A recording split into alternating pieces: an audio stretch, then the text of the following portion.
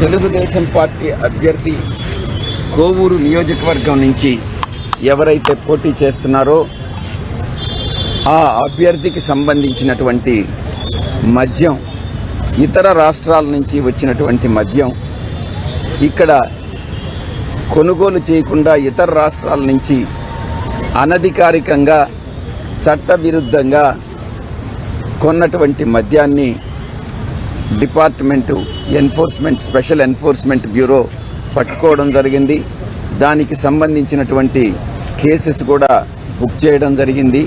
దీన్ని బట్టి మీకు ఒకటే అర్థమవుతా ఉంది, డబ్బు మాత్రమే కాదు మద్యం కూడా ఏరులై ప్రతిపక్షం పారిస్తుంది.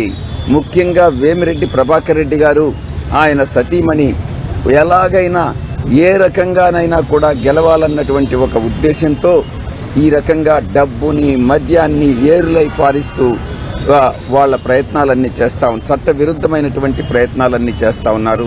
చట్టం తప్పకుండా తన పని తాను చేసుకుపోతుంది అన్నటువంటి విషయాన్ని తెలియజేస్తా ఉన్నాను.